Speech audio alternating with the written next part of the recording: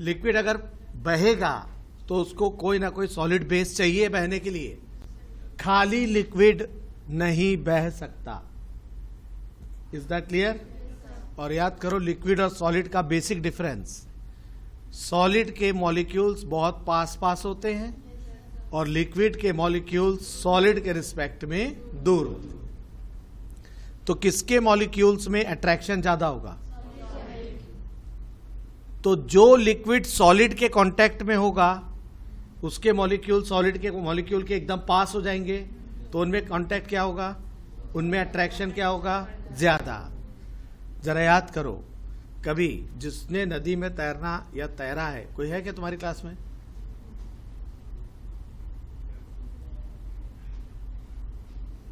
तू कौन सा नदी में तैरा है वे? एक आध का नाम बता दे। महानदी में तैरा है जब उसमें पानी नहीं था। फिर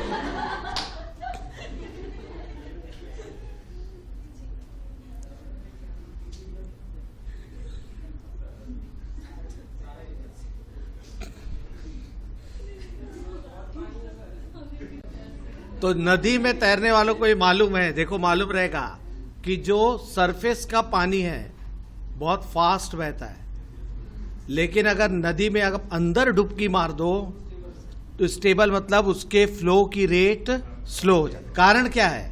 क्योंकि जैसे जैसे आप अंदर जा रहे हो वैसे वैसे आप सॉलिड के पास आ रहे हैं और सॉलिड के मॉलिक्यूल्स में अट्रैक्शन ज्यादा। याद रखना, हम पढ़ रहे हैं जनरल प्रॉपर्टीज ऑफ मैटर, पदार्थों के सामान्य गुणधर्म, और सारा खेल किस पे डिपेंडेंट है? फोर्स अमंग्स दी मॉलिक्यूल, अणुओं के बीच बल पे ही सारी जितने भी गुण हैं वो आधारित हैं। ठीक है? तो जैसे जैसे हम नदी में अंदर जाएंगे उसका बहाव, उसका फ्लो कम होता जाए। इसका मतलब कोई भी लिक्विड अगर फ्लो होगा तो उसमें सॉलिड बेस होना जरूरी है। बिना सॉलिड के या बिना सॉलिड बेस के कोई लिक्विड फ्लो नहीं हो। Is that clear? और इसीलिए जब हम लिक्विड फ्लो होता है उसके परपेंडिकुलर लंबवत चलते हैं तो वेलोसिटी में चेंज हो जाता है। ऊपर से नीचे जाओगे तो वेलोसिटी डिक्रीज होगी, नीचे से ऊपर आओगे तो वेलोसिटी इंक्रीज होगी। पिछली क्लास में आपने इलेक्ट्रिसिटी में पढ़ा rate of change of potential with respect to distance. क्या बोला था उसको? पोटेंशियल ग्रेडियंट, विभव प्रवणता बोला था। दूरी के साथ विभव बदलना, change of potential with respect to distance. क्या लिखा था? dV/dr लिखा था।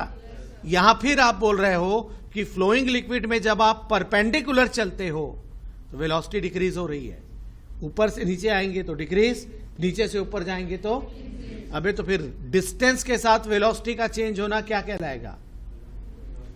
वेलोसिटी ग्रेडियंट, वेग प्रवणता। जो भी द्रव, जो भी लिक्विड फ्लो होगा उसमें डेफिनेटली वेलोसिटी ग्रेडियंट होगा। बिना वेलोसिटी ग्रेडियंट के कोई लिक्विड फ्लो नहीं हो सकता।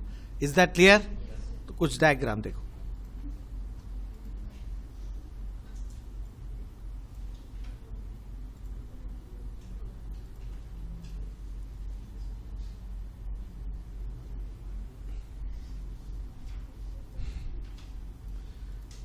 ये देखो, ये आपका कोई लिक्विड है, अबे थोड़ा बड़ा कर दिया, ठीक है?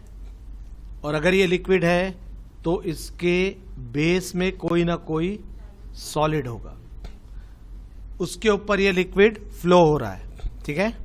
ये देखो,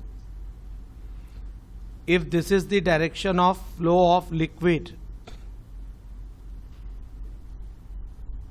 ये द्रव के प्रवाह की दिशा है।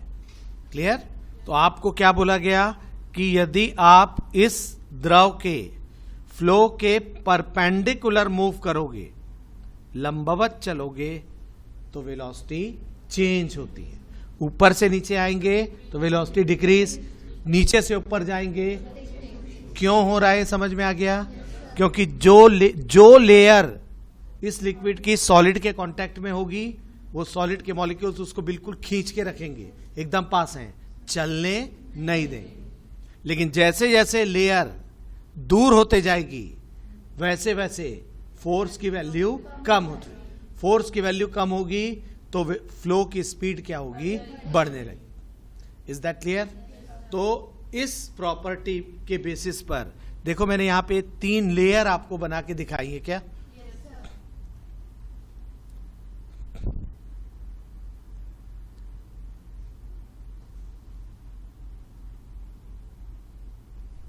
ये देखो, अगर ये 3 लेयर दिख रही है क्या तुम लोग को?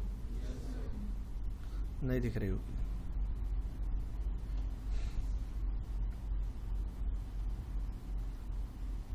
इसका कलर कुछ चेंज करना पड़ेगा।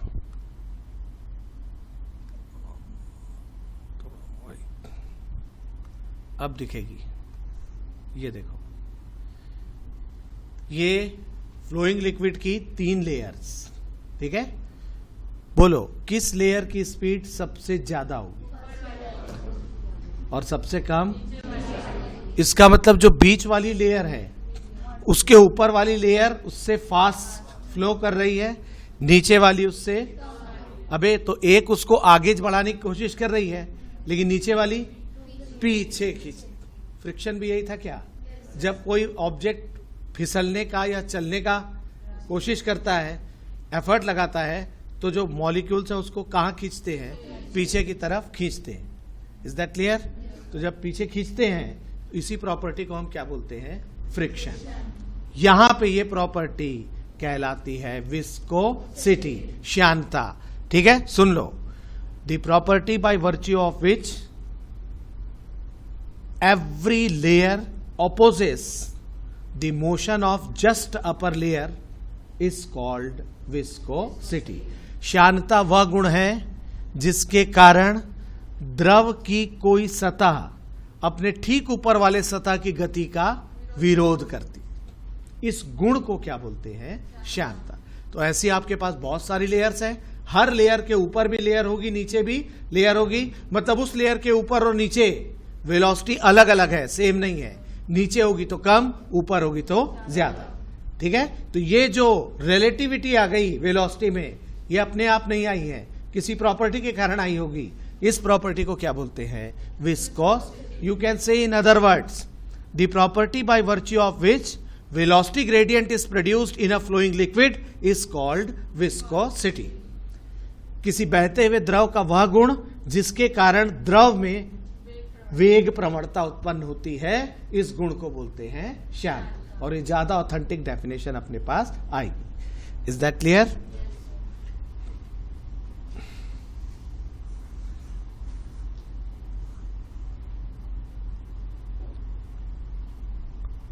अभी इसको यहां रखा हूं, इंग्लिश में डेफिनेशन।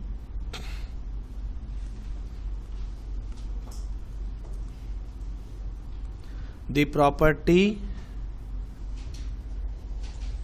of flowing liquid बोल तो रहे इंग्लिश में।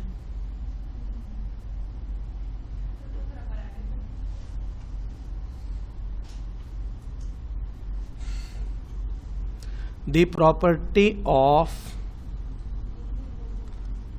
रुक जा हट, मैं बोल रहा हूं। The property of flowing liquid due to which कौन क्या प्रोड्यूस हुआ?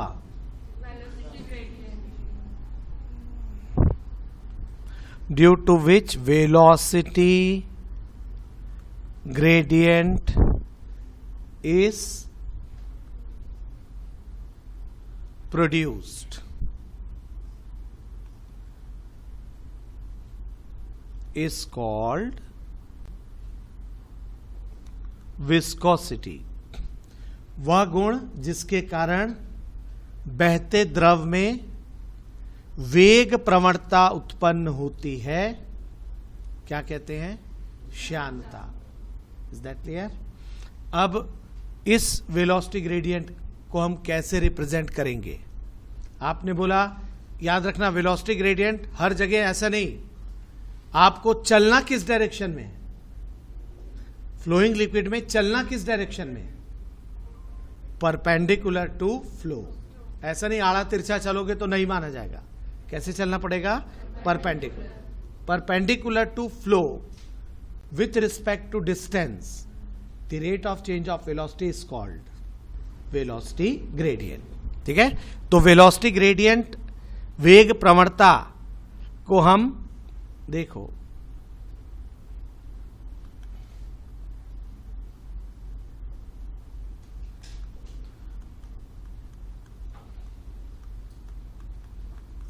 वेग प्रवणता को हम dv बाई डी आर से रिप्रेजेंट करते हैं।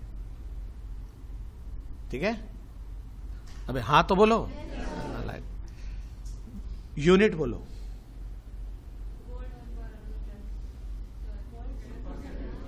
गधे कहेंगे यहाँ वी में वोल्ट कहां है?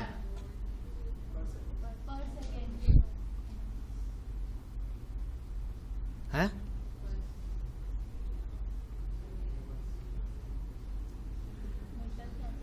मीटर कैंसल हो जाएगा, मीटर पर सेकेंड अपॉन मीटर। मीटर से मीटर क्या हो गया? देखो सेकेंड इनवर्स है। सेकेंड इनवर्स और किसका यूनिट पढ़ते हो? फ्रीक्वेंसी का। गधे कहीं के आवर्तकाल का सेकेंड होता है। फ्रीक्वेंसी आवृत्ति का मात्रक होता है second inverse. Is that clear? चलो अब सबसे पहले इसमें कूदे न्यूटन भैया।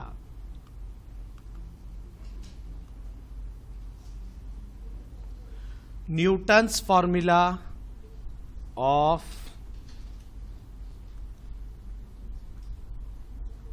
Viscous force. याद करो, अभी मैंने बोला viscosity is the property which is similar to friction. श्यानता वह गुण है जो घर्षण के समरूप है। ठीक है, तो याद करो विस्कस फोर्स। न्यूटन भैया ने क्या बताया कि देखो between any two contact layers, यहां 3 लेयर दिखाई है मैंने, कोई भी 2 लेयर एक दूसरे के कॉन्टैक्ट में अगर हैं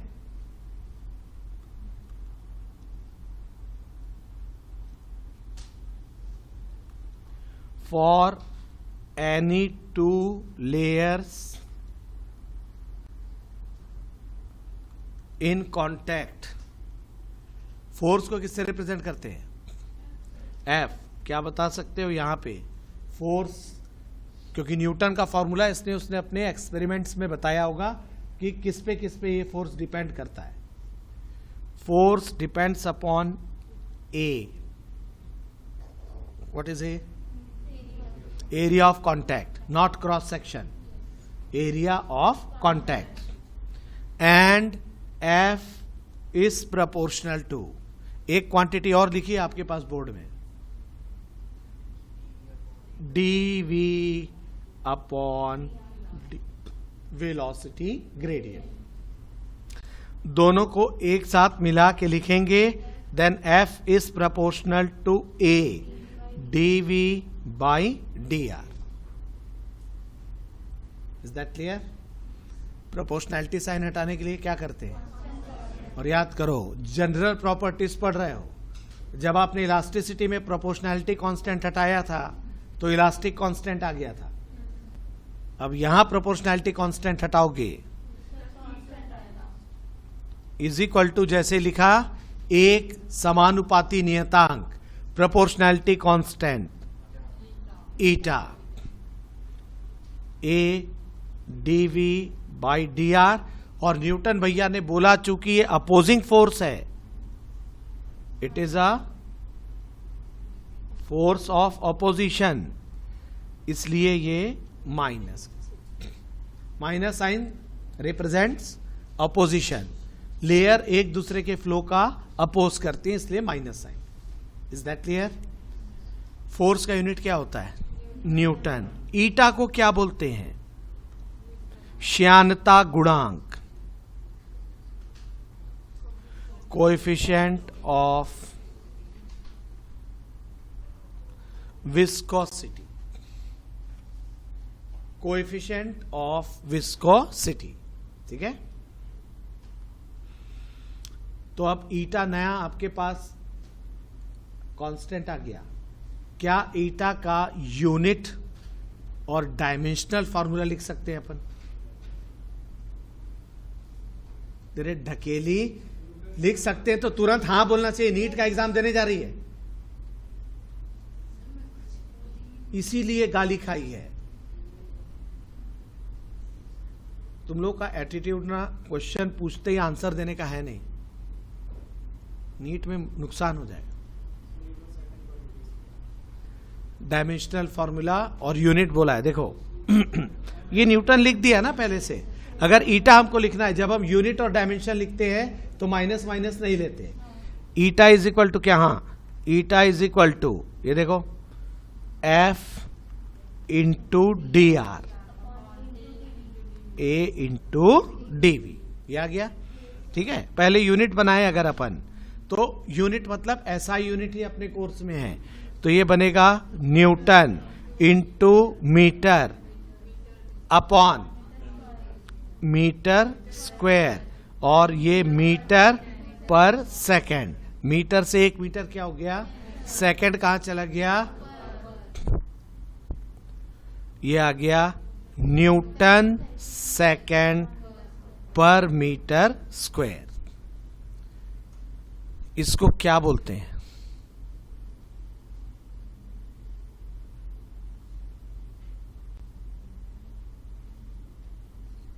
जिस तरह से 1 न्यूटन पर मीटर स्क्वायर को आपने पास्कल बोला था, to honour Pascal. Newton second पर मीटर स्क्वायर को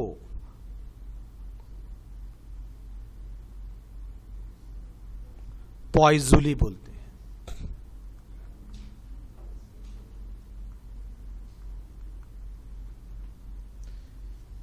इसी के कॉन्सेप्ट पे आपको न्यूमेरिकल मिलने की पॉसिबिलिटी सबसे ज्यादा है। अपन आज वहां तक पहुंचेंगे, ठीक है। पॉइजूली, ये ऐसा यूनिट है पॉइजूली। सीजीएस में क्या लिखोगे, न्यूटन के जगह डायन, सेकंड के जगह सेकंड, सेंटीमीटर स्क्वायर। डायन सेकंड पर सेंटीमीटर स्क्वायर, इसको बोलते हैं पॉइज। इंग्लिश हिंदी दोनों में। ऐसा यूनिट पॉइजूली, सीजीएस यूनिट पॉइज, ठीक है। रिलेशन दोनों में, रिलेशन पॉइजूली और पॉइज में, वो भी देख लो। 1 पॉइजूली,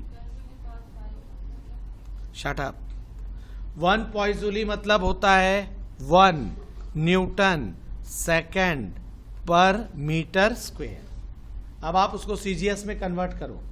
1 न्यूटन में कितने डायन, 10 टू द पावर 5 डायन। 1 सेकंड में कितने सेकंड, 1 ही होगा, और डिवाइडेड बाय 1 मीटर स्क्वायर में कितने सेंटीमीटर स्क्वायर। तेरी ऐसी तैसी माइनस, मीटर को सेंटीमीटर में बदलेंगे तो 2 माइनस है। ये देखो ऊपर 5 है, नीचे 4, कितना बचा 10, ठीक है।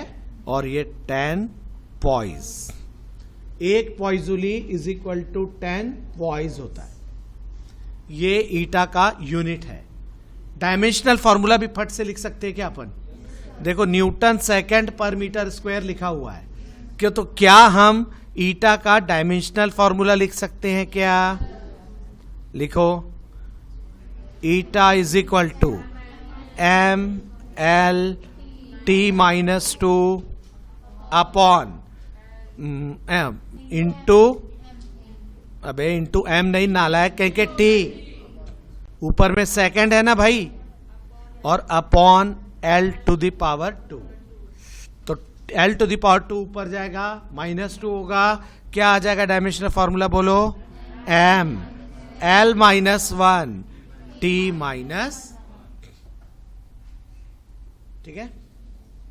Now eta is the property of liquid, it doesn't depends upon velocity of gradient या ए एरिया ऑफ कॉन्टैक्ट, बल्कि प्रॉपर्टी ऑफ लिक्विड का मतलब है जो लिक्विड थिक होगा, गाढ़ा होगा, उसकी ईटा की वैल्यू ज्यादा होगी, और जो लिक्विड थिन होगा, पतला होगा, उसके ईटा की value come. Is that clear? Thick liquid larger eta, thin liquid smaller eta. Is that clear? जैसे आपको एग्जांपल है सिंपल, आपको स्कूल में भी बताते हैं, आप एक टेबल पे पानी लुढ़काओ एक बोतल से और शहद लुढ़काओ, कौन पहले भाग जाएगा? क्योंकि पतला है, और हनी इज थिक, तो वो जल्दी फ्लो नहीं। तो जिसकी विस्कोसिटी ज्यादा होगी उसका फ्लो अच्छा नहीं होगा, जिसकी विस्कोसिटी कम होगी उसका फ्लो अच्छा। Is that clear? Then what is the definition of ideal? आदर्श द्रव किसको बोलते हैं?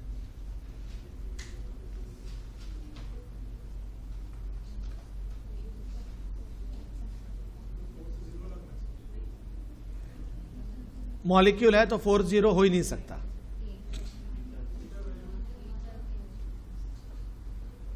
लिख लो, ideal liquid,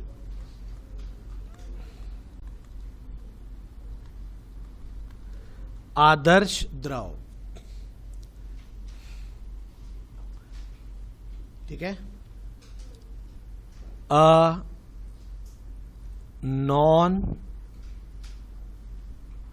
non viscous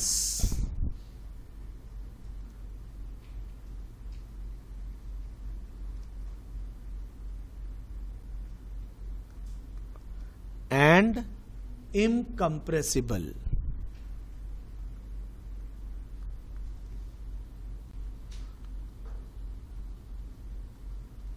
is called ideal।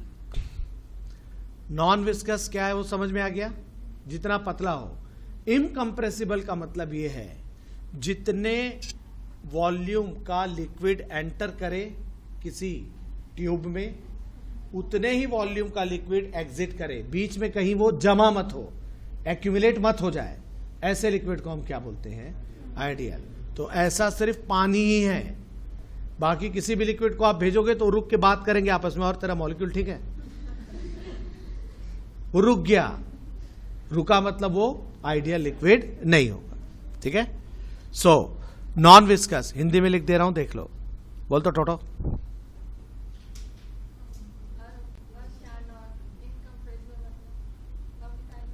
हट, एक अश्यान एवं पढ़ असंपीड्य द्रव आदर्श द्रव कहलाता है। संसार में कोई भी लिक्विड ऐसा नहीं है जिसमें मॉलिक्यूल्स नहीं है। पानी है तो उसके भी मॉलिक्यूल्स है ना। पानी के एक मॉलिक्यूल का फॉर्मूला क्या है? देखा, मॉलिक्यूल है तभी तो हम फॉर्मूला लिख रहे हैं, ठीक है, लेकिन वो बहुत दूर दूर है, ठीक है। इसलिए परफेक्ट आइडियल लिक्विड तो कोई है नहीं, लेकिन फिर भी बहुत ज्यादा प्रैक्टिकल वे में हम वाटर को एक आइडियल लिक्विड की तरह बिहेव करता हुआ मान सकते। Is that clear? चलो अब एक फॉर्मूला दिखाया न्यूटन भैया का, दूसरा फॉर्मूला देखो। विस्कोसिटी का दूसरा इंटरप्रिटेशन इस साइंटिस्ट ने किया, क्या लिखा? Stokes theorem.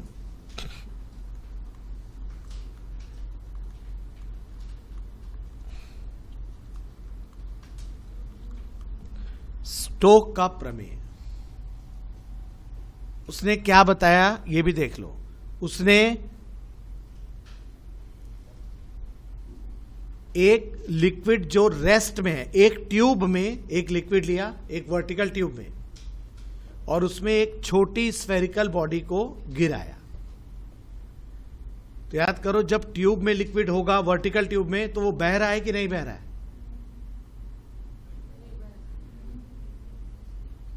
ऊर्ध्वाधर नली में एक द्रव आपने भरा हुआ है, वो बह रहा है कि नहीं बह रहा है?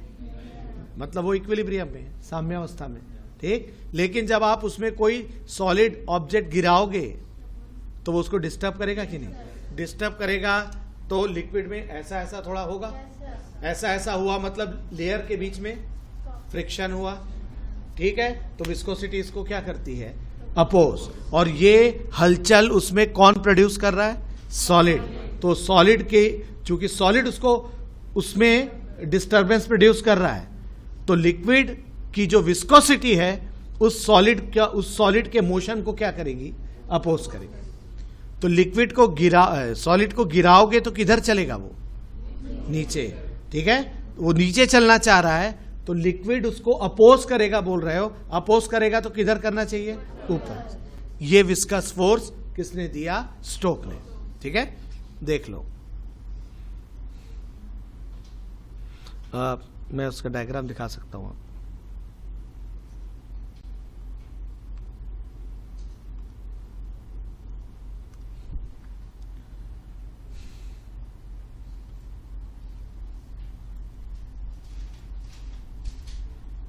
ये देखो, ये कोई कंटेनर है और इसमें एक लिक्विड भरा हुआ है जो इक्विलिब्रियम में बह नहीं रहा है, लेकिन जैसे ही इस सॉलिड को आप इसमें टपकाओगे,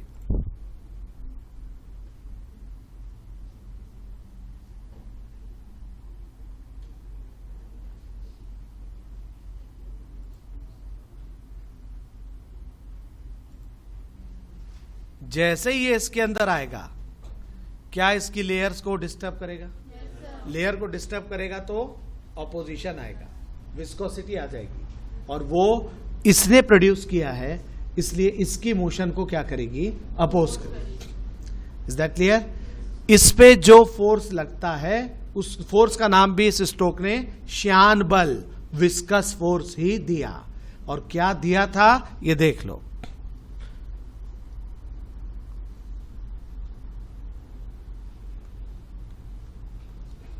Stokes formula of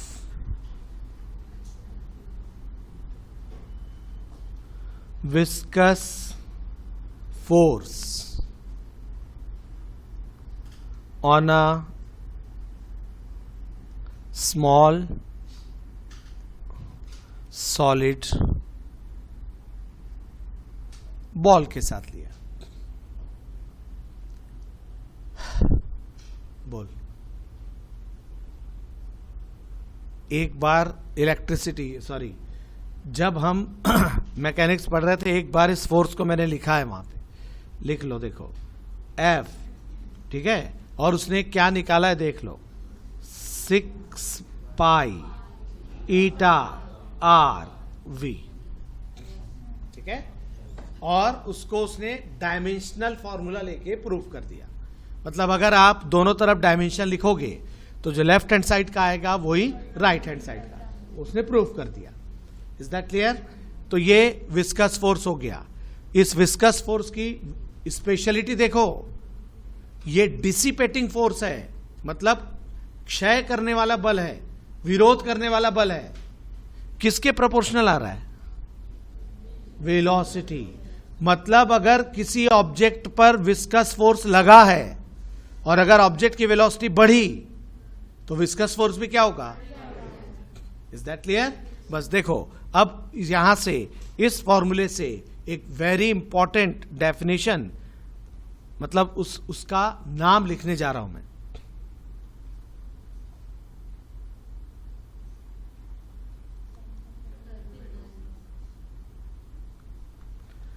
terminal velocity.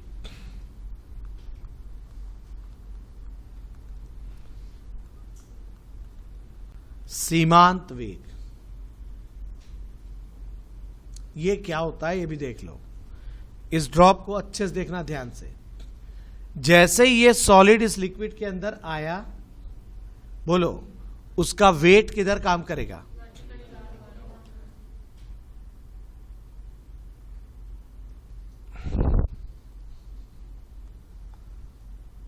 Wait काम करेगा वर्टिकली डाउनवर्ड्स, भार। Is that clear? लेकिन चूंकि सॉलिड लिक्विड के अंदर आ गया, क्या वो अपने वॉल्यूम के बराबर लिक्विड को हटाएगा? हटाते ही उसके ऊपर कौन सा फोर्स लगेगा? बायोंसी फोर्स, उत्प्लावन बल। और बायोंसी फोर्स किधर लगता है? लेकिन सॉलिड भारी है लिक्विड से, इसलिए तो डूबा उसके अंदर। ये अब थ्रस्ट लग गया, ठीक है। चलेगा किधर? इन दोनों फोर्स के कारण भी चलेगा किधर? नीचे। जैसे वो नीचे चलेगा, याद रखना वेट मतलब एक्सेलरेशन है, ग्रेविटेशनल एक्सेलरेशन, गुरुत्वीत्वरण। और जिस भी बॉडी में एक्सेलरेशन होता है उसकी वेलोसिटी बढ़ने की कोशिश करती है, इंक्रीज होने वाली होती है। लेकिन जैसे ही वो इंक्रीज होगा उसके ऊपर और कौन सा फोर्स लगा? विस्कस। वो चलने की पोजीशन में किधर है? नीचे। तो विस्कस फोर्स किधर लगना चाहिए?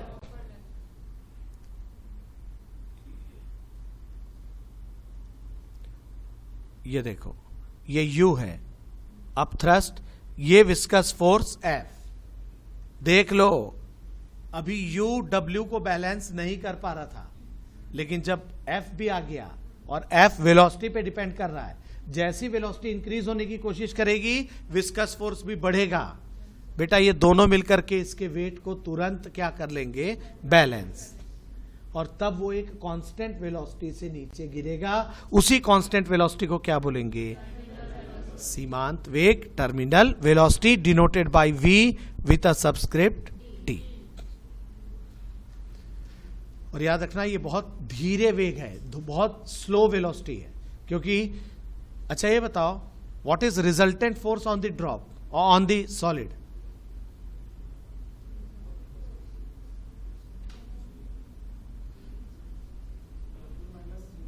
जीरो। मैंने बोला बैलेंस कर लेगा। बैलेंस कर लेगा मतलब नेट फोर्स क्या हो गया? याद रखना, कोई भी कहीं पर भी कोई भी ऑब्जेक्ट किसी फ्लूइड में, किसी तरल में, यदि कोई सॉलिड चला और बोला वो टर्मिनल वेलोसिटी से चल रहा है, सीमांत वेग से चल रहा है, तो उसके ऊपर रिजल्टेंट फोर्स, परिणामी बल क्या होगा? जीरो। Is that clear? तो देख लो, when solid moves with terminal velocity, जब ठोस सीमांत वेग से गति करता है, then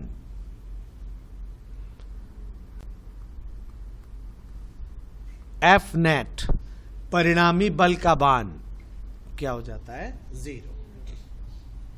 ठीक है। यहां से देखो VT मतलब टर्मिनल वेलोसिटी किस पे डिपेंड करती है, या और क्या क्या कॉन्सेप्ट हम निकाल सकते हैं, ये अच्छे से देख लो। ठीक है। F net is equal to zero. अब ध्यान से देखो, लेट डेंसिटी ऑफ सॉलिड, ठोस का घनत्व, ये रो है। ठीक है। लेट डेंसिटी ऑफ लिक्विड, ये सिग्मा है। बड़ा कौन होगा? रो बड़ा होगा तभी वो नीचे गिरेगा। अगर रो सिग्मा से छोटा हो गया तो अंदर गिरेगा ही नहीं, बल्कि वो तैरने लगेगा, फ्लोट करेगा। ऐसा हमने आर्किमिडीज प्रिंसिपल में देख लिया। ठीक है। तो rho must be greater than sigma अगर आप चाहते हो विस्कस फोर्स लगे। ठीक है। चलो, रेडियस, रेडियस क्योंकि आपने स्फेरिकल बॉल लिया है, रेडियस इज इक्वल टू बोला R, और जिस लिक्विड में ये गिर रहा है उसकी श्यानता गुणांक, coefficient of viscosity, it is eta. ठीक है। Coefficient of viscosity is eta. अगर ये है तो आपने बोला नेट फोर्स 0, डायग्राम को देखो, नीचे W, ऊपर U और F। नेट फोर्स 0 तभी होगा जब आप लिखोगे क्या, U plus F is equal to W। Is that clear? U को ट्रांसफर करो तो जरा, क्या F is equal to W minus U हो जाएगा। W मतलब क्या, वेट को किससे लिखते हैं, mg। m को किससे लिखते हैं, mass is equal to volume into. तो जरा देखो, F is equal to, weight लिख रहा हूं मैं, वेट मतलब mg, m मतलब वॉल्यूम इनटू डेंसिटी। सॉलिड के लिए वेट लिख रहे हो आप, इसका मतलब क्या नहीं, राइट, v रो, ये मास हो गया, इनटू g। U को क्या लिखोगे बोलो,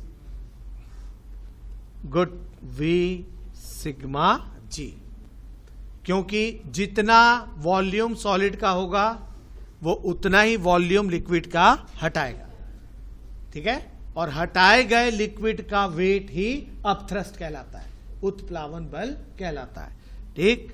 अब देखो जरा, F इज इक्वल टू, क्या दोनों में V और G कॉमन है क्या? देखो लिखने का तरीका, V कॉमन लिया, ब्रैकेट में रो माइनस सिग्मा और इंटू G, ठीक है। F की वैल्यू क्या बोली गई है आपको, बोलो। So is it 6 pi eta R, और देखो V के साथ T लिखेंगे क्या, क्योंकि जब टर्मिनल वेलोसिटी होगी तभी नेट फोर्स 0 होगा। 6 pi eta R V T is equal to V को क्या लिखते हो, स्फीयर लिया है, गोला लिया है, ठीक है। ब्रैकेट में रो माइनस सिग्मा इंटू G। ये देखो जरा, एक R से एक R यहां कटेगा, R की पावर 2 हो जाएगी क्या, ठीक है। पाई से पाई भी कट जाएगा, ये 4 और 6 भी, 2 3 जा और 2 2 जा। VT का फॉर्मूला अगर लिखना है अपने को, टर्मिनल वेलोसिटी, तो आप देखो ये 3 ईटा नीचे आ जाएगा, क्रॉस मल्टीप्लाई होके, VT इज इक्वल टू 2 पहले से है, 3 और 3 नीचे आएगा, 3 3 जा 9, 2/9, ऊपर में क्या बचा, सिर्फ R स्क्वायर, और ब्रैकेट में रो माइनस सिग्मा इंटू G और upon eta. Is that clear? ये देख लो, ये टर्मिनल वेलोसिटी का फॉर्मूला है। टर्मिनल वेलोसिटी किस पे डिपेंड कर रही है, अच्छे से देख लो। टर्मिनल वेलोसिटी डिपेंड कर रही है रो माइनस सिग्मा पे। रो माइनस सिग्मा जितना ज्यादा होगा, वेलोसिटी उतनी ज्यादा होगी। रो मतलब डेंसिटी ऑफ सॉलिड है, और सिग्मा मतलब, इसका मतलब जब सॉलिड की डेंसिटी लिक्विड से बहुत ज्यादा होगी तो वो फास्ट नीचे आएगा, टर्मिनल वेलोसिटी ज्यादा हो जाएगी। लेकिन अगर सॉलिड और लिक्विड की डेंसिटी में डिफरेंस कम हो गया तो V की वैल्यू भी कम हो जाएगी, उस लिक्विड में वो बिल्कुल स्लोली गिरेगी। हमको 11th क्लास में लैब में दिखाना चाहिए, याद रखना, लैब में 1-1 मीटर की कांच की ट्यूब्स होती हैं, उस पूरी ट्यूब में आप ग्लिसरीन भर दो, ठीक है, उसको ग्लिसरीन से भर दो पूरा, और एक छर्रा, एक बॉल बेरिंग का जो छर्रा होता है ना, उसको उसमें डाल के देखना, थोड़ा सा तेज चलेगा वो, और उसके बाद बिल्कुल स्लो, ऐसा लगेगा तैर रहा है, because glycerine is a thick liquid, थोड़ा मोटा होता है वो लिक्विड, है ना। तो उसमें जब वो छर्रा गिराएंगे तो वो बिल्कुल शुरू में तेजी से चलेगा, क्योंकि ग्रेविटेशन के कारण वेलोसिटी बढ़ेगी, लेकिन जैसी वेलोसिटी बढ़ी विस्कस फोर्स भी बढ़ेगा और वो बैलेंस कर जाएंगे, और तब वो बिल्कुल तैरता, वो दिखाना चाहिए हमको, किसी ने नहीं देखा होगा तुम्हारी क्लास में। हाँ हैं? कहाँ पे? कौन सा स्कूल? केंद्रीय विद्यालय। कहाँ का? केंद्रीय विद्यालय दुर्ग। अच्छी बात है भाई, वेरी गुड। चलो दूसरी चीज देखो, VT is proportional to R square भी है। आर मतलब रेडियस, रेडियस मतलब साइज हो गया, मतलब सॉलिड का शेप जितना छोटा होगा उतना टर्मिनल वेलोसिटी कम होगी, शेप जितना बड़ा होगा उसकी टर्मिनल वेलोसिटी उतनी ज्यादा होगी। क्लियर? वो याद रखना, मेंसुरेशन यूज कर देते हैं यहां पे कभी कभी। हम पढ़ते हैं मेंसुरेशन में, एक बड़े गोले को 10 छोटे छोटे गोले में डिवाइड किया, वॉल्यूम नहीं बदलता। एक बड़े स्फीयर का वॉल्यूम इज इक्वल टू 10 छोटे स्फीयर का वॉल्यूम। रिलेशन हम फट से रेडियस में निकाल सकते हैं। तो पहले एक बड़े गोले को गिराएंगे, टर्मिनल वेलोसिटी बताएंगे, और फिर उसी लिक्विड में उसी बड़े गोले का एक छोटा पार्ट गिराएंगे, बोलेंगे अब टर्मिनल वेलोसिटी बताओ। बस रेडियस कितनी चेंज हुई है ये हमको मालूम होना चाहिए। रेडियस अगर कम हुई तो टर्मिनल वेलोसिटी भी कम होगी, रेडियस अगर इंक्रीज हुई तो टर्मिनल वेलोसिटी भी इंक्रीज होगी। ठीक है? और तीसरी क्वांटिटी ईटा, देखो नीचे आ रहा है, ईटा नीचे आ रहा है। ईटा का मतलब क्या बोला था? Concentration of liquid. ईटा मतलब उसका थिक होना या थिन होना।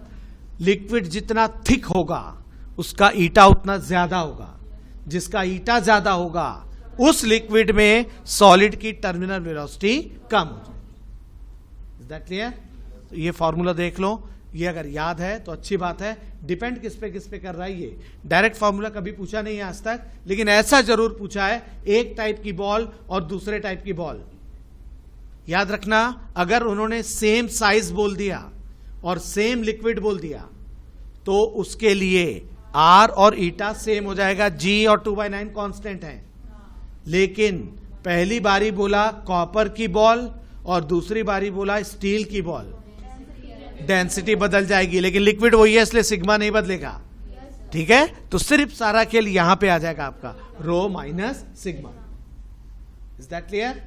ऐसा क्वेश्चन आया, बिल्कुल इजी क्वेश्चन। आपको GPM का हमने वर्कशीट दी हुई है, देखना उसमें बने हुए हैं ऐसे क्वेश्चन, बिल्कुल सिंपल है। वो फॉर्मूला अभी तक अपने को नहीं मालूम था इसलिए तुम नहीं पढ़ रहे होगे शायद, अब फॉर्मूला पता चल गया, अब उसको पढ़ के देखना फट से बन जाएगा। Is that clear? चलो अब तीसरा कॉन्सेप्ट, ये बताओ, आपने 12th में करंट इलेक्ट्रिसिटी पढ़ी है, किसी वायर से करंट कब फ्लो होगी? जब पोटेंशियल डिफरेंस, उसके एंड्स के बीच में पोटेंशियल डिफरेंस। आपने अभी एक दिन पहले एक डायग्राम बनाया था, एक लिक्विड का लेवल ऊपर दूसरे का लेवल नीचे, दोनों को कनेक्ट किया था, क्या फ्लो हो गया था? लिक्विड फ्लो हो गया था। कहां से कहां? हायर। मतलब अगर प्रेशर में डिफरेंस है तो लिक्विड फ्लो हो रहा है। वो हमने हाइट को कम ज्यादा करके किया था। The same concept is there. किसी ट्यूब से लाइक दिस, अगर ये कांच की एक ट्यूब है, जनरली ये कैपिलरी ट्यूब के लिए डिफाइन किया है उसने, केशिका नली के लिए, कि किसी कैपिलरी ट्यूब से अगर कोई आइडियल लिक्विड फ्लो होगा तो तभी फ्लो होगा जब उसके दोनों सिरों के, दोनों एंड के बीच में प्रेशर का डिफरेंस। Is that clear? तब हम आ रहे हैं इसमें,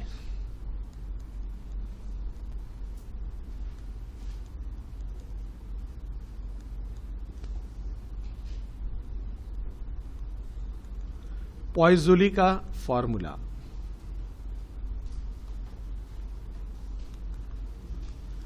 पॉइज़ोलीस फॉर्मूला, और किसके लिए दिया? किसी कैपिलरी ट्यूब में आइडियल लिक्विड के फ्लो का, बहने का। जरा ये बताओ, ये कौन सी राशि है?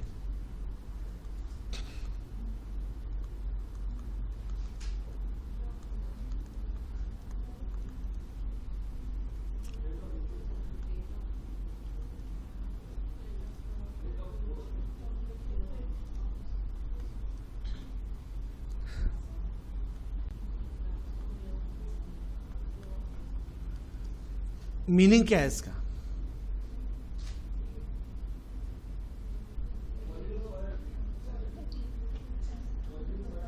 वॉल्यूम पर सेकेंड, इकाई आयतन में प्रवाहित आयतन को बोलते हैं rate of flow. Very good. अपने दिमाग पे जोर दो। याद रखना, कई स्कूलों में ये सब पार्ट स्किप्ड होता है, और या नहीं तो फटाफट पढ़ा देते हैं, या नहीं तो नोट्स दे देते हैं। तुम लोग कोविड इफेक्टेड अगर होते तो नोट्स दे देते, पढ़ देना। आज तक नहीं पढ़े, और ऐसे को ऐसे ही रखा है। पूरी किताबें जमा है घर में, एक भी नहीं पढ़ी, देखी तक नहीं। तो वही हाल होता है, पता कुछ है नहीं। वॉल्यूम फ्लोन पर सेकेंड, प्रति सेकेंड प्रवाहित आयतन।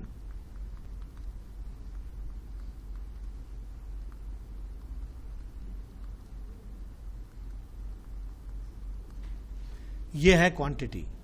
इसको हम जनरली Q से रिप्रेजेंट करते हैं, ठीक है। और Q का मतलब होगा वॉल्यूम पर सेकेंड, V/T। यूनिट क्या लिखेंगे इसका?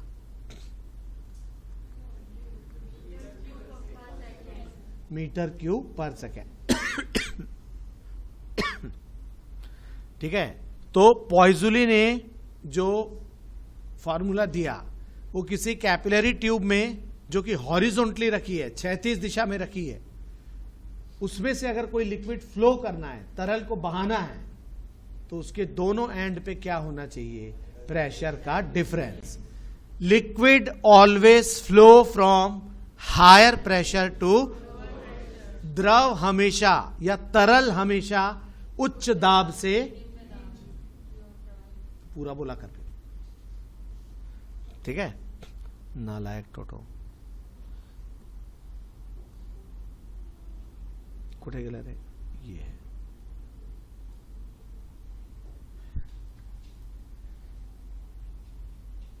ये देखो, जिस तरह से हमने कंडक्टर का रेजिस्टेंस पढ़ा हुआ है ना, कंडक्टर का रेजिस्टेंस, चालक का प्रतिरोध, बिल्कुल वैसा ही फॉर्मूला भी आपके सामने आने वाला है। पॉइज़ुली ने उसके बेसिस पे दिया। क्या दिया पॉइज़ुली ने?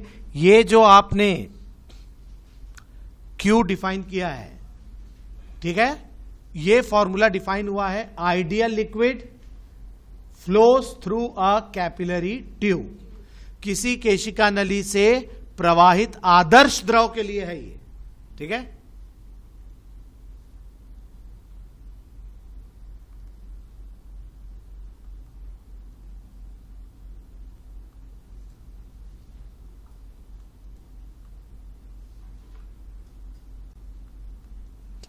For an ideal liquid,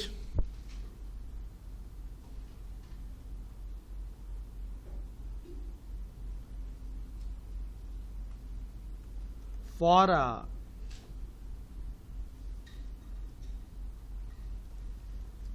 capillary tube, और रखी कैसे? प्लेस्ड हॉरिजॉन्टल, ठीक है। प्लेस्ड ऐसे यू रखी जाएगी, हॉरिजॉन्टल, ठीक है। तो तभी होगा, ध्यान से देख लो। इस डायग्राम में आपको L दिखाई दे रहा है क्या? L मतलब लेंथ ऑफ द,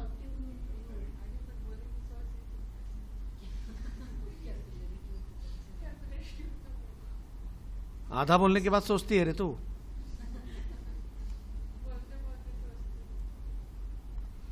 R मतलब रेडियस। कैपिलरी ट्यूब है मतलब वो सिलेंड्रिकली होगी।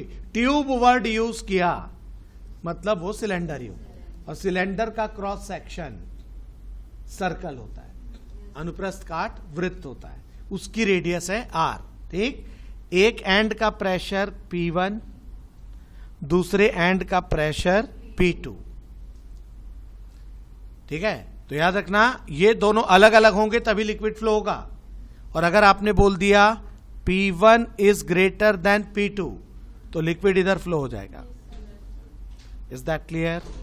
ये देखो, और प्रेशर डिफरेंस को मैं P से डिनोट करूंगा। P मतलब P1 माइनस P2, ठीक है। और जो लिक्विड फ्लो हो रहा है उसकी विस्कोसिटी को लिया ईटा। क्लियर? सो ये Q किस पे डिपेंड करता है, ये पॉइजुली ने अपने एक्सपेरिमेंट्स से बताया, ठीक है। Q मतलब क्या बोला है, देखो लिखा है rate of flow of liquid, द्रव प्रवाह की दर। Then according to Poiseuille Q is proportional to, पहले P मतलब प्रेशर नहीं है, pressure difference. Q is proportional to R to the power 4, inversely proportional to eta, inversely proportional to L, ठीक है। प्रोपोर्शनैलिटी कांस्टेंट उसने बनाया, बोल भाई, केंद्रीय विद्यालय proportionality constant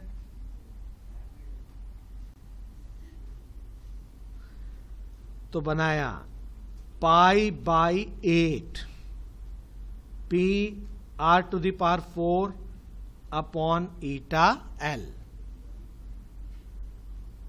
P R to the power 4 upon eta L, constant of proportionality है pi by 8। Is that clear? ठीक है, ये पॉइजुली का फॉर्मूला है। अब जरा याद करो, क्या यही सिचुएशन किसी कंडक्टर चालक में भी होती है? किसी कंडक्टर से करंट तभी फ्लो होती है जब उसके दोनों एंड के बीच में पोटेंशियल डिफरेंस हो, विभवांतर हो। तो याद करो, क्या हम ओम्स लॉ लिखते हैं क्या? Ohm's law in electricity is written as V, मतलब पोटेंशियल डिफरेंस, विभवांतर डिवाइडेड बाई I मतलब करंट, करंट का मतलब आवेश प्रवाह की दर, rate of flow of charge. And क्या V by I is equal to R का मतलब क्या? Electrical resistance of the conductor. Is that clear? तो जरा इस फॉर्मूले को भी V बाई I के फॉर्म में जमा रहा हूं, जो बचेगा वही कहलाएगा रेजिस्टेंस ऑफ लिक्विड या हाइड्रोडायनेमिक रेजिस्टेंस ऑफ लिक्विड। देखो तो, क्या P की जगह V की जगह P है यहां पे? यहां पोटेंशियल डिफरेंस, यहां प्रेशर डिफरेंस। I की जगह Q है यहां पे। I मतलब rate of flow of charge, Q का मतलब रेट ऑफ फ्लो ऑफ, मतलब P बाई Q हमको लिखना है भाई। अभी तो बोलो, क्रॉस मल्टीप्लाई होके Q नीचे तो 8 ईटा L ऊपर और pi R to the power 4 नीचे। इसका मतलब can I arrange it as P by Q is equal to, बोलो Q नीचे आया तो ऊपर कौन गया? 8 ईटा L और upon pi R to the power 4. This quantity as compared with Ohm's law, ओम के नियम से तुलना करने पर इसी क्वांटिटी को बोलते हैं R, हाइड्रोडायनेमिक रेजिस्टेंस, और रेजिस्टेंस प्रोड्यूस्ड बाय लिक्विड। द्रव का गतिक प्रतिरोध।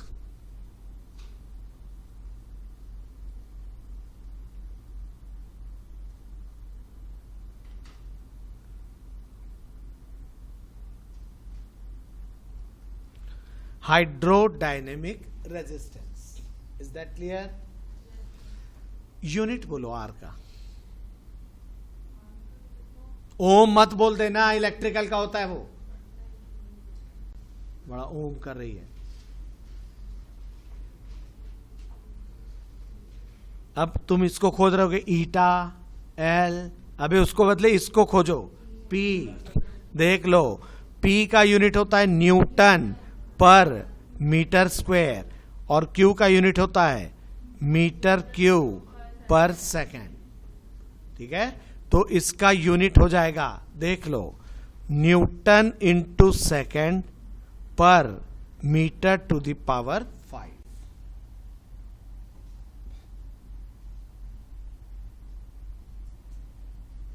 ठीक है, क्या इस रेजिस्टेंस का डायमेंशनल फॉर्मूला लिख सकते हैं क्या हम?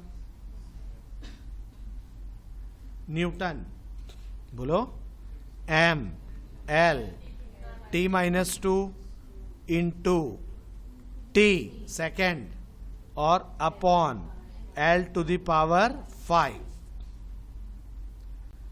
सबको ऊपर ले गए, एल टू द पावर 5 ऊपर जाके -5 हो जाएगा, एक कैंसल हो जाएगा, क्या आ जाएगा? M L to the power -4 T to the power -1। ये देखो नॉन ट्रेडिशनल है ये, इसके बाद कहीं यूज नहीं होगा फिजिक्स में, और एग्जाम में अचानक उसने जानबूझ के वो क्वेश्चन को ना कंफ्यूज करते हैं। वो पूरा बोलेंगे a liquid is flowing through a capillary tube then it's hydrodynamic resistance dimensional formula is. ठीक है, हाइड्रोडायनेमिक रेजिस्टेंस, तो ये फट से ये लिखेंगे, नहीं तो वहां पे कंफ्यूज करने के लिए वो इसका डायमेंशनल फॉर्मूला भी डाल के रखा रहेगा। और जिसने सिर्फ रेजिस्टेंस पढ़ा, कई स्टूडेंट को ये पॉइजनस फॉर्मूला मालूम नहीं है, रेजिस्टेंस उनको पता ही नहीं कि लिक्विड का भी रेजिस्टेंस होता है, और फॉर्मूला ये P बाई क्यू से हम देते हैं 8 eta L upon pi R to the power 4। हमको सही लिखना है। Is that clear? अब देखो इसी कॉन्सेप्ट पे बिल्कुल ध्यान से देखना कि अगर हमने पढ़ा, आगे भी हम पढ़ेंगे, अभी इलेक्ट्रिसिटी में एंट्री किया है, दो रेजिस्टेंस, दो या दो से ज्यादा रेजिस्टेंस सीरीज में कनेक्ट हुए तो formula R is equal to R1 plus R2 plus, और पैरेलल में कनेक्ट हुए तो वही चीज इसके साथ भी फॉलो करती, ट्यूब के साथ भी। ट्यूब को आप या तो सीरीज में कनेक्ट करो, ट्यूब को आप या तो पैरेलल में। फॉर्मूला डायरेक्ट रेजिस्टेंस का हम लिख सकते। Is that clear? मीनिंग क्या है उसका, मतलब क्या उसमें हमको मालूम होना चाहिए। जरा याद करो सिंपली, जब रेजिस्टेंस दो या दो से ज्यादा रेजिस्टेंस सीरीज में होते हैं तो क्या हर रेजिस्टेंस से करंट सेम होती है?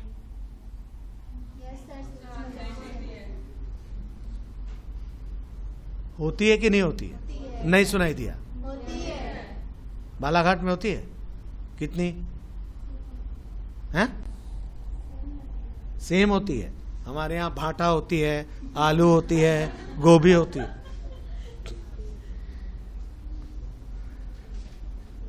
ट्यूब को अगर हम कनेक्ट करेंगे तो उसमें कॉन्सेप्ट क्या है? बिल्कुल वही लेना है जो यहां पे पढ़ा। सीरीज में current same, potential difference are different. Parallel में potential differences are same, currents are different. Is that clear? वही चीज यहां पे अब मैं दिखा रहा हूं आपको, ट्यूब को सीरीज और पैरेलल में कैसे जोड़ा, और जोड़ा तो क्या क्या कॉन्सेप्ट उसमें लगे, अच्छे से देख लेना। ठीक है,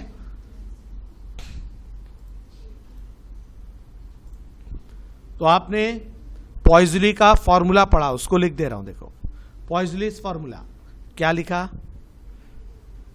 Q is equal to pi P R to the power 4 और अपॉन 8 ईटा L। ठीक है, और resistance of liquid, hydrodynamic resistance of liquid, क्या R को आपने P बाई Q बोला, और इसकी value 8 eta L upon. Is that clear?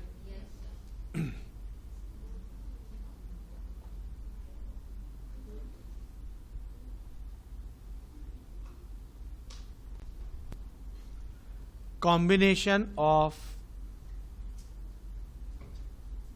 Tubes.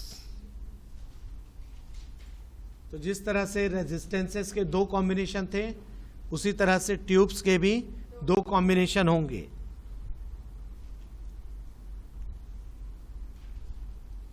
First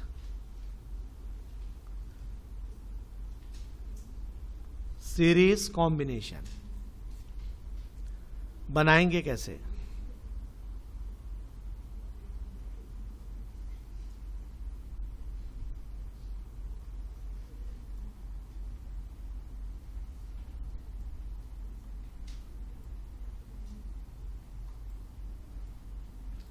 देखो, there are two tubes that are joined one after the other। ठीक है, अच्छे से देख लो। पहली ट्यूब की लेंथ को लिखा L1, दूसरे ट्यूब की लेंथ को लिखा L2। ठीक है, पहले ट्यूब की रेडियस R1, दूसरे ट्यूब की रेडियस R2। क्लियर? मगर याद रखना, जब लिक्विड फ्लो होगा तो आपने बोला सीरीज में करंट सेम होती है। करंट मतलब rate of flow of charge, और उसके पैरेलल में हमारे पास यहां कौन है? Q, rate of flow of liquid. इसका मतलब यहां से अगर रेट ऑफ फ्लो Q है, यहां भी कितना होगा? Q। यहां भी कितना होगा? Q। ठीक है, शाबाश। और ये P1, ये कॉमन जंक्शन P2, ये P3। पहली जो आपकी ट्यूब है उसके अक्रॉस पोटेंशियल प्रेशर डिफरेंस है P1 माइनस P2, और दूसरी के अक्रॉस P2 माइनस P3। क्योंकि लिक्विड अगर आपने ऐसा एरो मार दिया, then liquid always flow from higher pressure to lower pressure. That is, अगर आप चाहते हो कि आपका लिक्विड इस डायरेक्शन में फ्लो करे, देन प्रेशर का ये रिलेशन होना चाहिए, P1 must be greater then P2 and P2 must be greater then P3। Is that clear? बस ये हो गया। अब इसका इक्विवेलेंट रेजिस्टेंस अगर लिखना है अपने को, सिर्फ फॉर्मूला लिख रहा हूं, अभी क्वेश्चन दिखाऊंगा आपको, बनाना तब मजा आएगा। यही दो फॉर्मूले यूज होंगे। बोलो,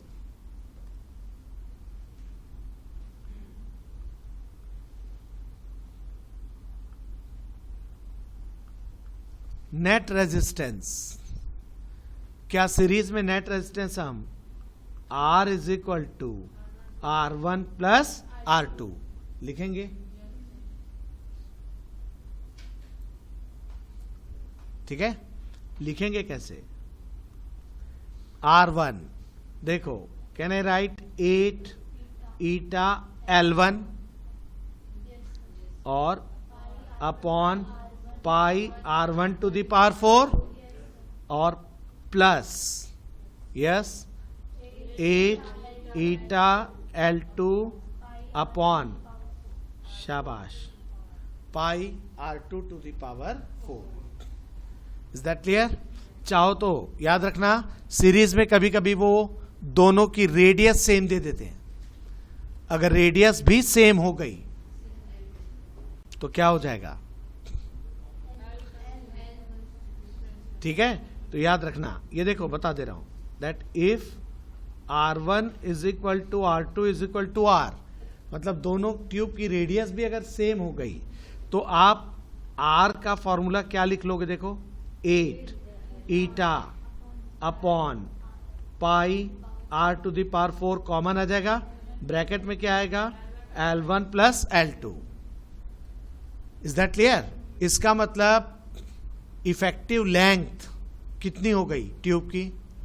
ये आ गया L1 प्लस L2। ठीक है, पैरेलल।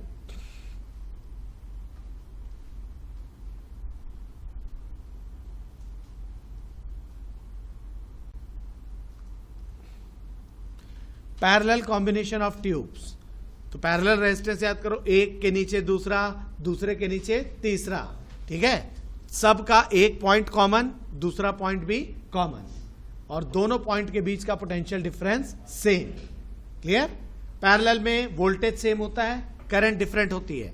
यहां आपने वोल्टेज का कंपैरिजन किया है प्रेशर से, और करंट का कंपैरिजन किया है rate of flow of volume से, वॉल्यूम फ्लोन पर सेकेंड।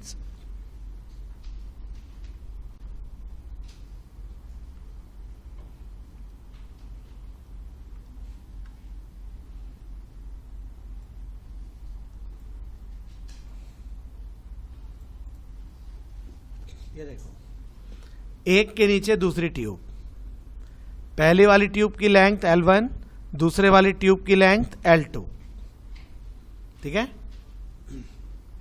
पहले वाले ट्यूब की रेडियस R1, दूसरे वाले ट्यूब की radius R2। Is that clear? Potential difference, pressure difference same रखना है, मतलब इन दोनों का ये पहला एंड है, प्रेशर P1, यहां P2, तो दूसरी में भी यहां P1 और यहां P2, दोनों एंड पे pressure difference remains the same, लेकिन लेंथ, रेडियस अलग अलग है, इसलिए वॉल्यूम फ्लोन पर सेकंड दोनों में अलग अलग होगा, ठीक है। और अलग अलग होगा बोले तो यहां से वॉल्यूम फ्लो होगा ऊपर वाले से Q1, तो नीचे वाले से Q2, तो टोटल वॉल्यूम कितना फ्लो हो गया पर second? Q1 plus Q2। Clear? अब ये पैरेलल में है, तो पैरेलल में रेजिस्टेंस का फॉर्मूला क्या लगाते हैं अपन?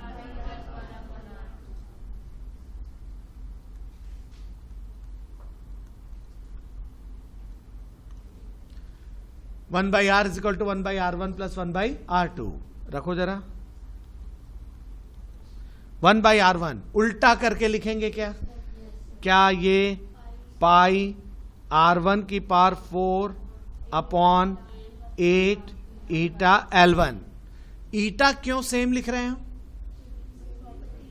क्योंकि सेम लिक्विड उसमें फ्लो हो रहा है, और प्लस सेकेंड टर्म क्या लिखेंगे अपन? Pi R2 to the power 4 upon 8 eta L2।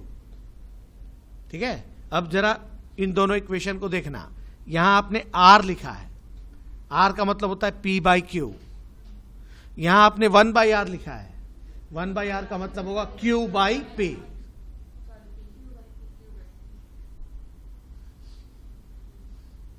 Holi परसों है,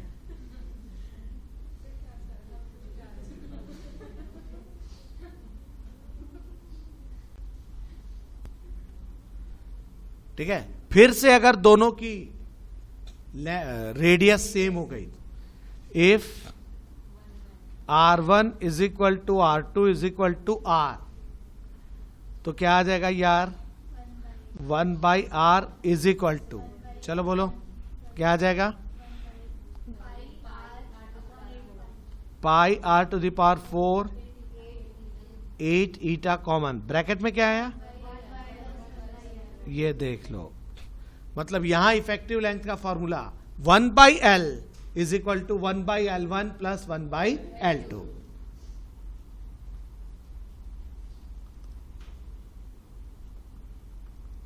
will be given by 1/L is equal to 1/L1 और plus 1/L2। Is that clear? अब देखो, वो जो फॉर्मूला यहां पे आपने लिखा हुआ है, ये फॉर्मूले को देखते हुए हमको हमारे एग्जाम में कैसे क्वेश्चन पूछे गए हैं वो हम देखने जा रहे हैं। Is that clear?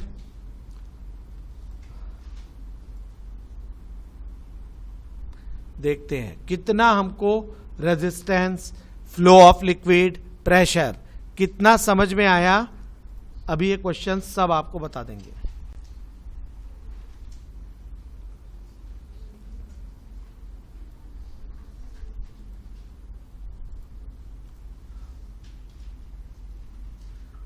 आपकी वर्कशीट में भी होंगे क्वेश्चन, इसलिए क्वेश्चन नोट नहीं करना।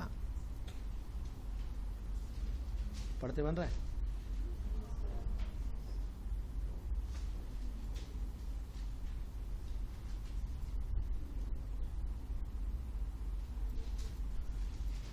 चलो सॉल्व करके आंसर बताओ। 4 ऑप्शन भी डाल दिए मैंने।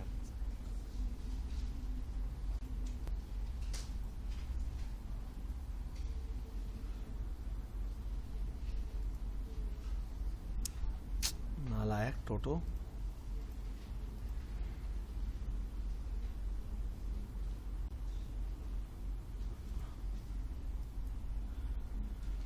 Can you answer? 4 ऑप्शन डले हैं सामने।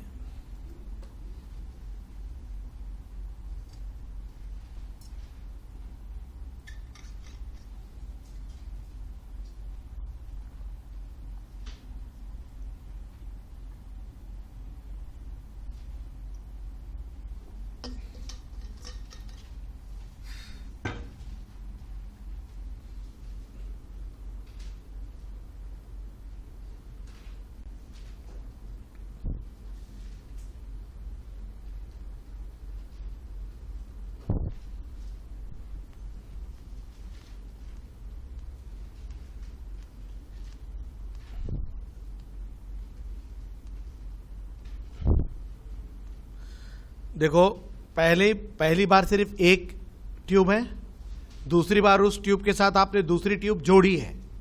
किसमें जोड़ी? सीरीज में। क्या सेम है क्या अलग है?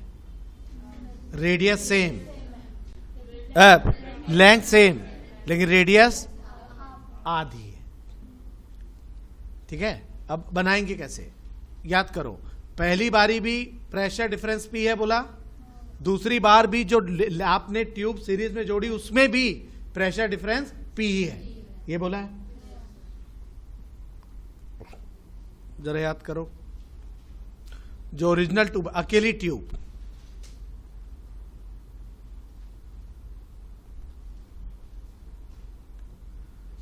मान लो इसका रेजिस्टेंस लिखा R, ठीक, तो R का फॉर्मूला क्या होता है भाई? 8 पाई R टू द पावर 4 हो गया। ठीक, अब जो दूसरी ट्यूब है उसकी लेंथ तो सेम है मगर रेडियस आधी है। ठीक है, सेकंड ट्यूब, मान लो उसका रेजिस्टेंस लिखा R डैश, ठीक है, क्या आ जाएगा? 18 ईटा, लेंथ सेम है बोला, लेकिन क्या बोल दिया? पाई, रेडियस आधी है, आधी है बोले तो R/2 की पावर 4, R की पावर 4, नीचे 2 की पावर 4, 2 की पावर 4 16 ऊपर चला जाएगा। ठीक है, अबे तो याद करो 8 eta L upon pi R to the power 4 को आपने R बोला है, तो ऊपर क्या बच गया? 16R। Is that clear? अब जरा याद करो, ओम्स लॉ लगाया सिंगल ट्यूब के लिए, सिंगल ट्यूब के लिए ओम्स लॉ लगाया आपने, पढ़ा P/Q is equal to R, पढ़ा कि नहीं पढ़ा? इसका मतलब Q की वैल्यू आपके पास होगी, Q को वो V बोल रहा है यहां, देखो जरा क्वेश्चन में, हमने Q बोला है, उसने यहां V बोला है। Q मतलब V, मतलब क्या वो R/P है क्या? उल्टा लिख दिया, नालायक टोडो। P/R ये हो गया। ठीक, ये इक्वेशन 1।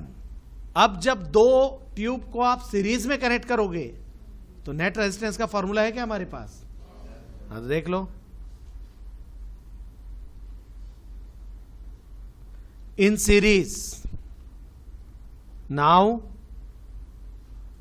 R नेट, परिणामी प्रतिरोध, can I write R plus R dash?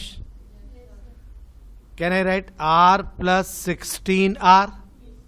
16 और 1, सो इट इज 17R। हो गया। अब मान लो आपका रेट ऑफ फ्लो कोई चेंज हो गया। Now if we write this formula, let me write V dash is the new rate of flow. देखो क्वेश्चन ने बोला है प्रेशर डिफरेंस सेम है, लास्ट वाली लाइन, ठीक है, अपॉन ये कितना आ गया? 17R आ गया। मगर P/R को आपने क्या बोला हुआ है? देखो V, इसका मतलब V dash equals to V/17 17। ठीक है, कौन सा ऑप्शन करेक्ट है? B option is correct. नहीं बना पाएंगे बहुत सारे लोग, ये इजी मेथड है। ठीक है, 11th क्लास की बुक में जब इसको सॉल्व किया है ना, तो वो ओम्स लॉ, 11th वाले स्टूडेंट को ओम्स लॉ नहीं पढ़ा हुआ है वो, इसलिए वो पूरा डिटेल सॉल्व करते हैं। 8 eta L pi R to the power 4, और सीरीज में होगा तो पी बाई क्यू की वैल्यू, प्रेशर डिफरेंस, बहुत लंबा चला जाता है। ओम्स लॉ लगाते देखो फट से सॉल्व हो जाता है। ठीक, अगला क्वेश्चन। अब ये तुमको याद होना चाहिए, पूरा हटा रहा हूं। Try to answer.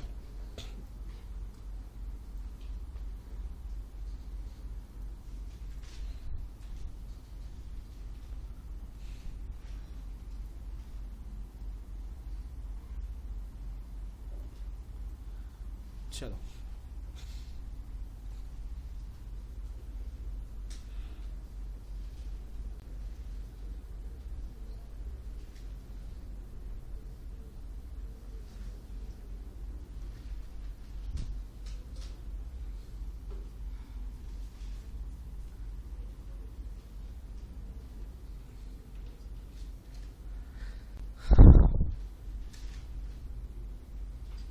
सब डबल हो जाए बोला।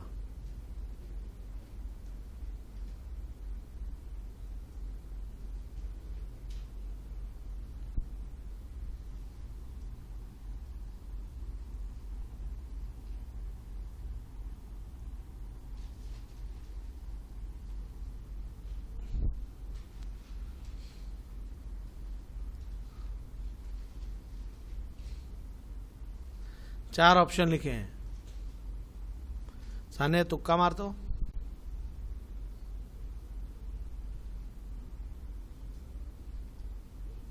है जी, डी फॉर डमरू। अच्छा, डी बोलिए।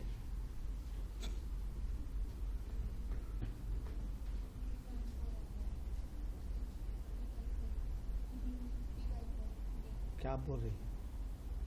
उछल कूदने लग जाएगी। डी बोली है आंसर। हाँ? पटेल,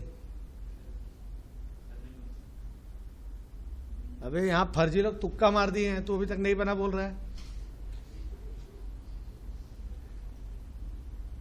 बनना चाहिए भाई। चलो देखो, सान्या ने डी बोली है, देखते हैं उसका जवाब सही होता है कि नहीं।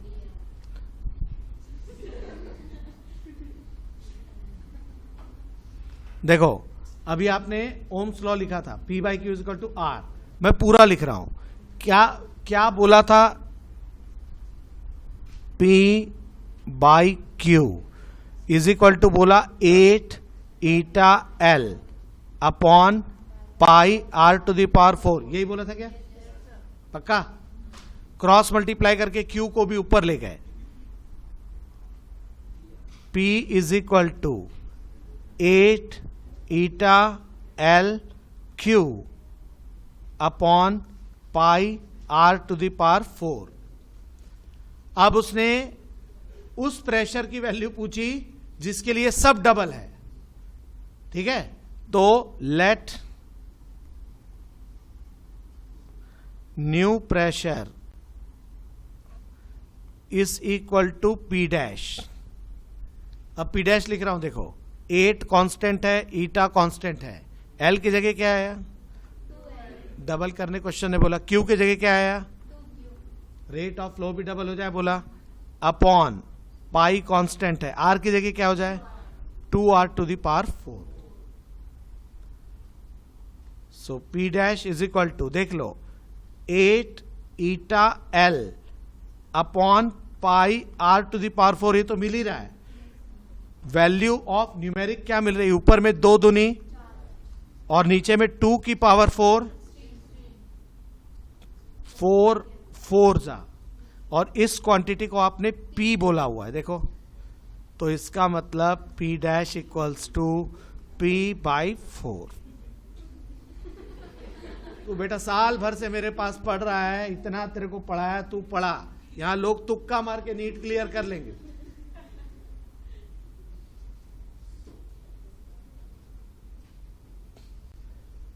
जिगर होना चाहिए तुक्का मारने की। है जी, कहां हुआ? वो तो करेक्ट हो गया, वो हमेशा ऐसे ही हो जाता है। Right from the nursery to class 12 अभी तक तो ऐसे ही हो रहा है।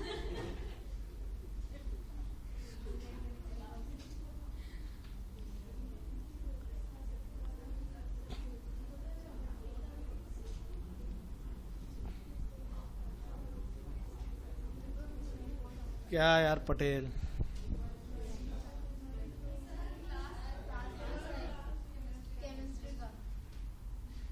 अगला क्वेश्चन ये रहा।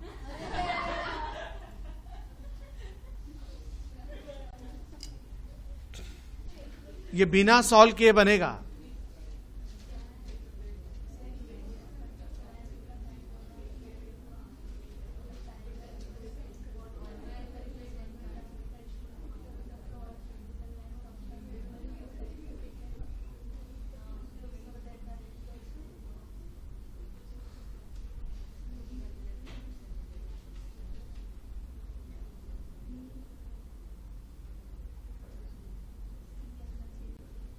सी ही आएगा, ठीक है। अभी आपने पढ़ा था 1/L इज इक्वल टू 1/, वही तो पूछा है, उसको उतना लंबा चौड़ा क्वेश्चन बना दिया है। पैरेलल बोलते ही effective length 1/L is equal to 1/L1 plus 1/। 2 question इसमें है, वो मैं तुम्हारे ग्रुप में डाल रहा हूं, आप लोग उसको बना लेंगे।